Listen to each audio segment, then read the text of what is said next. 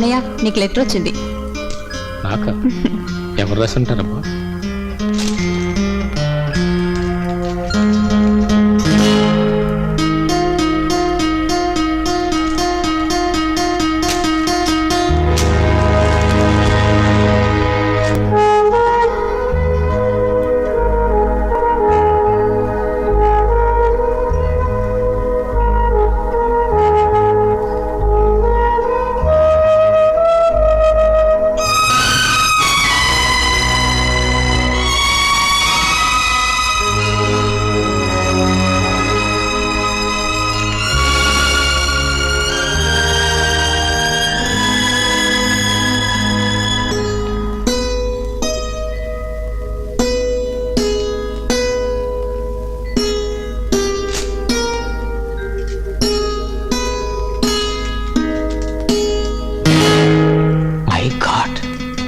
రక్తంతో ఉత్తరం రాసిందా?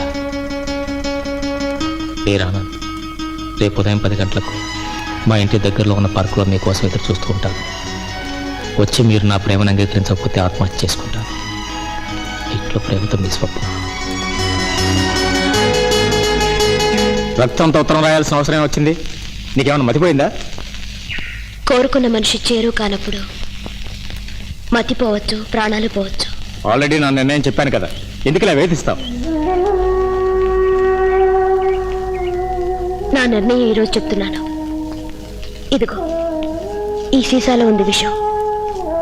మీరు నాకు లేనప్పుడు ఈ లోకంలో నేను ఉండాలనుకోవటం లేదు. స్వప్న, ఒకరి కోసం మరొకరు ప్రాణాలు తీసుకోవడం తెలివి తక్కువ పని. It's nonsense. ఒక్కరే తనకి లోకంలో కావాలనుకున్నప్పుడు, ఆ కావాలనుకున్న మనిషి తనకు కాకుండా పోయినప్పుడు చావటం తప్పనిసరి అవుతుంది. చూడండి, నన్ను మీ దాన్నిగా చేసుకుంటారా, లేక నా దారి నన్ను చూసుకోమంటారా? బలవంతం చేసి ఎలాగైనా ఒప్పించాలని చూస్తున్నావా? కాదు, ప్రేమ కోసం ప్రాణాలు ఇస్తానని తెలియచేస్తూ ఒప్పుకోమంటున్నాను. జీవితం చాలా విలువైంది, దాన్ని ప్రేమ కోసం వదులుకుంటావా?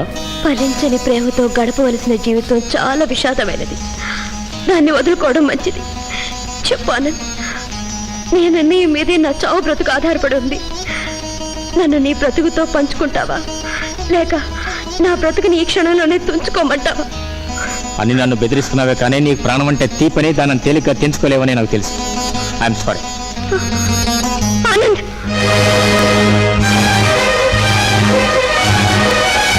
స్వప్న, Swapna, Swapna.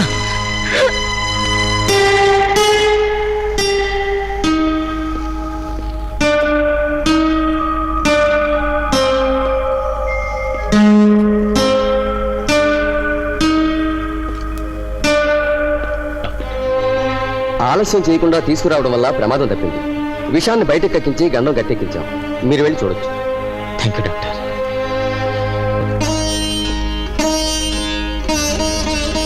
Swapna, Swapna, Anand, I'm sorry. I'm very sorry. ప్రేమ కోసం ప్రాణాలు త్యాగం చేస్తారని విన్నాను, చదివాను. కానీ నా కళ్ళారా నేను చూశాను. నా కోసం ఇంత త్యాగం చేసే మనిషి నా జీవితంలో ప్రవేశిస్తుందని నేను కల్లో కూడా అనుకోలేదు. ఇప్పటికైనా నా ప్రేమ గురించి అర్థం చేసుకున్నారనుకుంటాను. Yes, very much. స్వప్న, ప్రేమ నేపథ్యానికి నిర్వచనం అంటూ ఉంటే అది నువ్వే. ఆహా, కన్నుల పంటగా ఆ జంట ఎంత ముచ్చటగా ఆడారో. ఇలా అమ్మాయి గారి నడుము మీద చెయ్యేసి ఆనంద్ బాబు సినిమా హీరోలా ఓ నొక్కు నొక్కి సెప్టిక్కు సెప్టిక్కు స్టెప్పులు వేస్తుంటే ఓర్ని టెప్పులు సంతకెళ్ళ నా కోడలు కావాల్సిన పిల్లలు సెటిల్ సాటికి పుట్టల సాటికి తీసుకెళ్ళి రికార్డ్ డాన్స్ చేస్తుంటే అదేదో ఘనకారంలా సంబరపడుతూ చెప్తావేట్రా. నీ పిల్లలు లేచిపోను. ఇక బావగారు, మీరు ఇట్లా ఊరుకుంటే లాభం లేదు. మీ కూతురుతో మాట చెప్పాలా. అమ్మాయి గారికి చెప్పు చెప్పు చెప్పు చెప్పి లాభం లేదండి. అబ్బాయి గారి విషయంలోనే ఏదన్నా కిరికిరి చేయాలి. ఏ పావుని ఎప్పుడు ఎక్కడ ఎలా కొట్టాలో బాబురావుకి బాగా తెలుసు. నాకు బద్ధశత్రువైన రంగారావు కొడుకు నా కూతురుతో ఆటలు పాటలునా. చూస్తూ ఉండండి, వాడి ఆటలు నేను కట్టిస్తాను. ఎస్, అవునండి, నేను రంగారావునే మాట్లాడుతున్నాను. ఎవరు? ఏంటి? ఏమిటి బాబు నువ్వు మాట్లాడేది? No no no no no no no ఇది చాలా అన్యాయం బాబు. హలో హలో ఏమన్నా ఏం జరిగింది? ఏం జరిగింది నాన్నగారు? ఎవరండి ఫోన్ చేసింది? పెళ్లి కొడుకు శేఖర్ మాట్లాడాడు శారదా. అతనికి పెళ్లి ఇష్టం లేదట. అయ్యో భగవంతుడా, ఏమిటి కర్మ! పెళ్లి ముహూర్తం దగ్గరికి వచ్చాక ఆ అబ్బాయికి ఏమైందండి? అసలు ఏమంటాడు? కారణం చెప్పలేదు, పెళ్లి చేసుకొని అంటున్నాడు. ఏమిటి ఎందుకనే లోపల ఫోన్ పెట్టేశాడు. ఇష్టం లేదని చెప్పి ఫోన్ పెట్టేస్తే సరిపోతుంది అనుకున్నాడా? శుభలేఖలు కూడా అచ్చు వేయించి పెళ్ళి ఇంకా 4 రోజులు ఉందనగా ఇష్టం లేదని చెప్తాడా? ఆడపిల్లంటే అంగట్లో వస్తువు అనుకున్నాడా? కొనుక్కున్న తర్వాత అక్కర్లేదని తిరిగి ఇచ్చేయడానికి? అసలు అతనికి ఎందుకు ఇష్టం లేదు తెలుసుకుంటా. బాబు ఆనంద్, ఎలాగైనా అబ్బాయిని ఒప్పించి ఈ పెళ్లి జరిగేటట్టు చూడండి ఆయన. అన్నయ్య,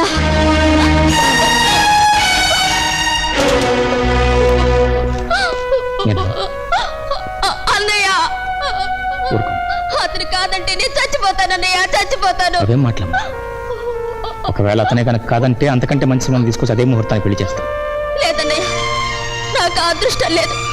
జరిగితే పెళ్లి అతనితోనే జరగాలి, లేకపోతే చచ్చిపోతానన్నయ్య. అవునన్నయ్య, కారణం ఏమిటో తెలుసా? నేను అతని బిడ్డకు తల్లిని కాబోతున్నాను. మనకు నిశ్చితార్థం జరిగిపోయింది. మన ఇద్దరం ఆలుమగలం అయినట్టే. నిన్ను నన్ను ఎవ్వరూ విడదీయలేరని అతను చెప్పిన మాటలకు చేసిన భాషలకు లొంగిపోయాను.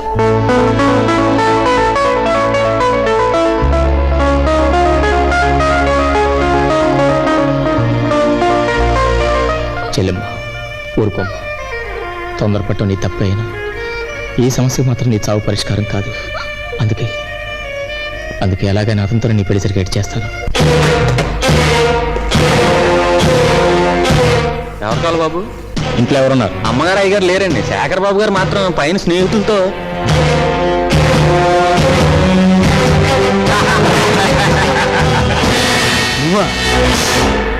అనుమతికి లోపలికి రావడం మర్యాద.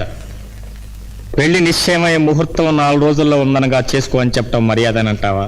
నాకు ఇష్టం లేదు, ఆ విషయం చెప్పాను. ఇష్టం లేదన్న విషయం పెళ్లి చూపులకు వచ్చినప్పుడు చెప్పలేదే? ఇష్టం లేదన్న విషయం నిశ్చితార్థానికి వచ్చినప్పుడు చెప్పలేదే? ఇష్టం లేకుండానే అమాయకురాలని నా చెల్లెల్ని నీ చుట్టూ తిప్పుకున్నావా? ఇష్టం లేకుండానే ఒక మర్యాద గల కుటుంబం నుంచి వచ్చిన ఆడపిల్లని మాటలతో మోసం చేసి తాళి కట్టకుండానే తల్లించేసావా? అబద్ధం. నేను అలాగే. మర్యాదగా చెప్తున్నాను, ఇప్పుడు నాతో పాటే వచ్చి నా చెల్లెల మెడలో తాళి కట్టావా? సరే, లేకపోతే నీ కాళ్ళు చేతులు కట్టి మోసుకెళ్ళి మరీ పెళ్లి చేస్తాను. కమా, ఏమిటి నీ బెదిరింపు? పెళ్లికి ముందే చెడిపోయిన దాన్ని తీసుకొచ్చి నాకు అంట కట్టాలని చూస్తున్నావా? ఏం కూసావరా?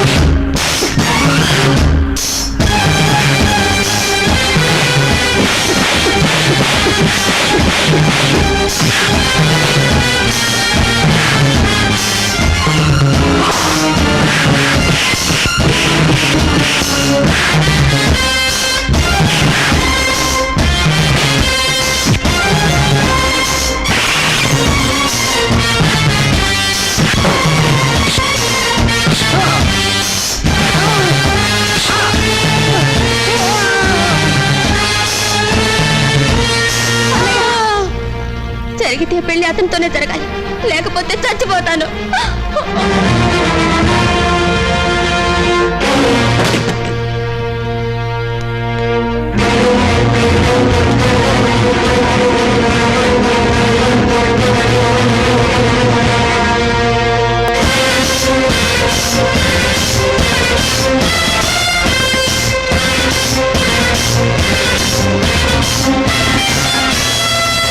మిస్టర్ ఆనంద్, ఇష్టం లేని మనిషిని బలవంతంగా లాక్కెళ్ళటం చట్ట విరుద్ధం తెలుసా? చట్టం గురించి చెబుతున్నారు కాబట్టి కాస్త న్యాయం కూడా చెప్పండి. నిశ్చితార్థం జరిగిన తర్వాత పెళ్లి చేసుకోకుండానే నా చెల్లిని తల్లించేశాడు. ఇప్పుడు పెళ్లి చేసుకొని పమ్మని చెప్తున్నాడు. ఇది న్యాయమేనా? ఓరు నీ దుంప దగ్గర ఆయుసం చెప్పడానికి నలుగురు పెద్ద మనుషులు అంటేసుకొచ్చాం. మెల్లో కెమెరా వేసుకుని పుట్టుకుని ఫోటోలు నొక్కేసి డాగలా చూసే ఈ పెద్ద మనిషి ఫోటోగ్రాఫర్. ఈ తీసే ఫోటోగ్రాఫర్లు పత్రికల్లో అచ్చుకుద్దేసి ఏ రోజుకి ఆ రోజు పెదలకాయ నుంచి నక్కలా చూసే ఈ చిన్న మనిషి పెద్ద రిపోర్టర్. కద్దరు బట్టలు వేసుకుని చుట్టిన బియ్య బత్తలా ఉన్న ఈయన బాబు గారు. ఇదిగో ఈ సంగతి నేను చెప్పక్కలేదు, అది కాకి బట్టలే చెప్తాయి. బొక్కలు వేసేసి డొక్కలు పొడి చేసే ఈరు పోలీస్ ఆఫీసర్. వీళ్ళందరినీ వెంట పెట్టి రావటంలో మీ ఉద్దేశం? ఏ విషయంలోనైనా న్యాయం జరగాలన్నది నా స్టేట్మెంట్. ఇప్పుడు నువ్వు నా స్నేహితుడి కొడుకుని బలవంతంగా తీసుకెళ్తున్నావు. ఇది కిడ్నాపింగ్ కనుక నిన్ను పోలీస్ ఆఫీసర్ అరెస్ట్ చేస్తారు. కానీ నీకు న్యాయం జరగాలిగా. అందుకని తాళి లేకుండా ఒక కన్నెపిల్లను పిల్ల తల్లిని చేసిన ఒక దుర్మార్గుడు వైనవంటూ ఇప్పుడు తీసిన ఫోటోలతో సహా పేపర్లో ప్రచురిస్తాడు ఈ జర్నలిస్ట్. ఇది దేశ ప్రజలు చదువుతారు. నీకు న్యాయం జరగాలని పట్టుబడతారు. అప్పుడు కోర్టులో కేసు మొదలవుతుంది. ఈ కడుపు నేనే చేశానంటానికి సాక్ష్యం ఏమిటి? అది ఎవరైనా చేసి ఉండొచ్చుగా అంటాడు ఈ అబ్బాయి. ఈ పాయింట్ గురించే బాబు గారు మీటింగ్ లో ఆవేశంగా చెప్తారు. అలజడి లేవదీస్తారు. ఆ తర్వాత ఆపండి. ఆపుతాం గానీ అప్పుడు జరిగేదేటో తెలుసా? నువ్వు బొక్కలోకి వెళ్తావు. కడుపు చేయించుకుని నీ సెల్లెలు కదా ఆంధ్ర అంతా తెలుస్తుంది. అవమానం భరించలేక అది బావిలో దూకుద్ది. జైలుకి వెళ్ళిన కొడుకుని కడుపు చేయించుకున్న కూతుర్ని చూసి పరుగు పోయిన మీ నాన్న ఊరేసుకు వస్తాడు. ఇన్ని సాకులు చూసి తట్టుకోలేక మీ అమ్మకి పిచ్చెక్కుద్ది. మీ కుటుంబంలో మిగిలిన రెండో సెల్లెలకి సత్య పెళ్లి కాదు, ఇంకో దారి లేక అది బిజినెస్ లో దిగుద్ది.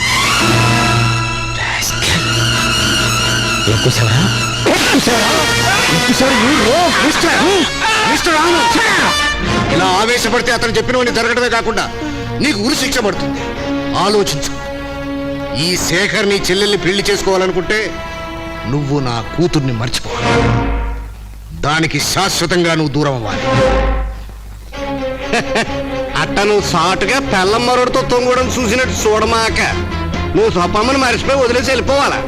లేదంటే నెల తప్పిన నీ చెల్లెలి చరిత్ర లోకానికంతా తెలిసిపోతుంది. నువ్వు కటకటాల వెనక్కి వెళ్ళిపోతావు. నీ బాబు ఊరేసుకు చస్తాడు. నీ అమ్మకి మతిపోద్ది. నీ రెండో సెల్లెలి